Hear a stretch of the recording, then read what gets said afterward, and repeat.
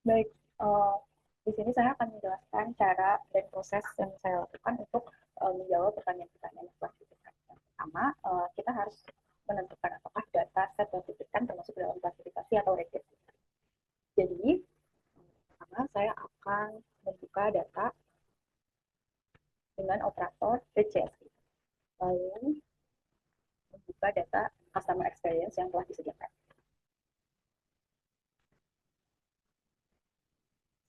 Jika di run, maka akan terlihat seperti ini. Berdasarkan data yang sudah di run, data ini termasuk dalam klasifikasi. Karena data ini mempunyai pengelompokan dan mempunyai kategori.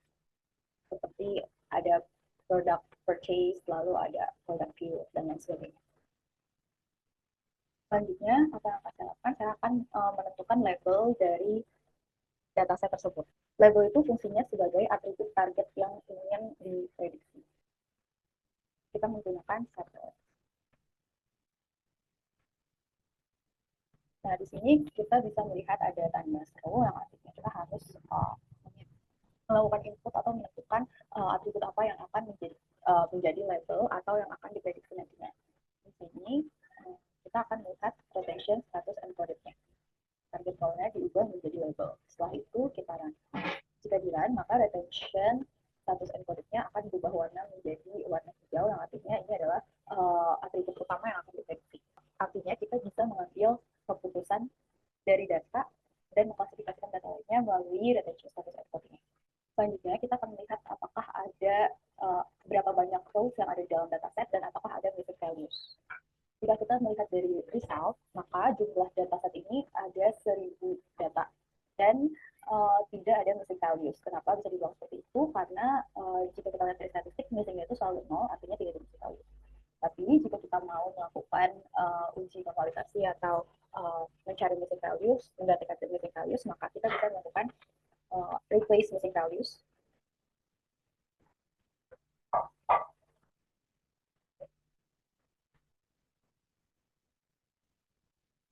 Lalu melakukan normalize.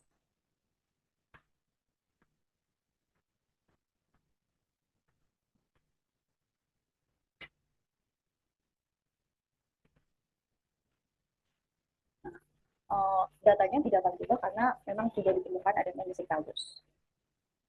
Selanjutnya, karena kita akan melakukan pengujian atau melihat data dengan model decision tree, snake base, dan random forest, maka kita harus mengubah data yang bersifat real, data real atau data numerical menjadi data binominal karena decision tree, snake base tidak dapat diproses ketika datanya masih bersifat real atau numerical.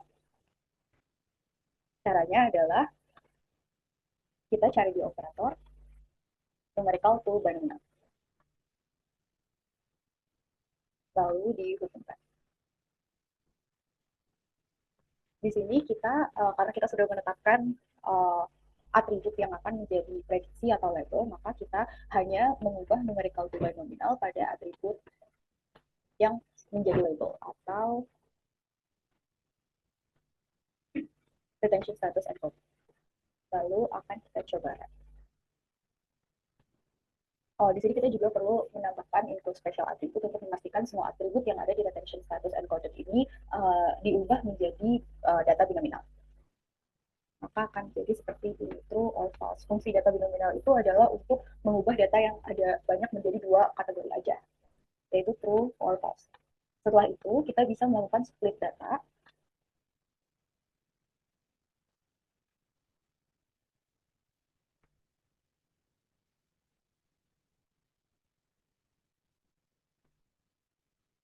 Split data ini berfungsi untuk membagi data menjadi beberapa subset. Di sini saya menggunakan rasio 0,7 dan rasio 0,3 yang sudah biasa digunakan dalam data mining.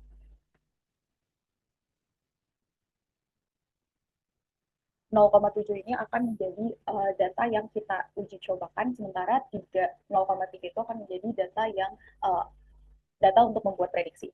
Lalu kita menentukan model-model yang akan kita gunakan. Misalnya adalah decision tree.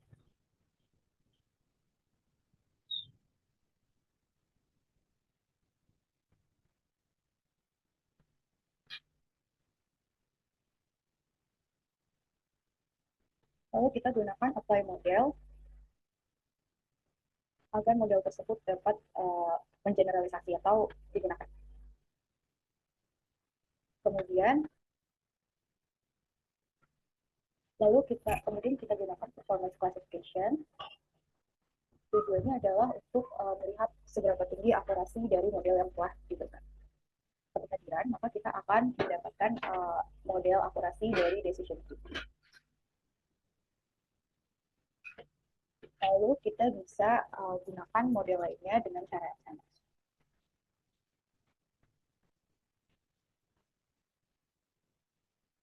Kita coba menggunakan noise bias. Ini adalah hasil datanya. Dan yang terakhir kita gunakan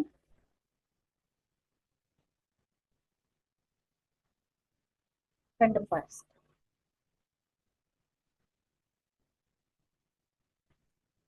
Maka akan didapatkan hasil seperti ini. Dan ini adalah data dan operator-operator yang dilakukan untuk menganalisis atau menentukan jawaban dari soal-soal tersebut. Terima kasih.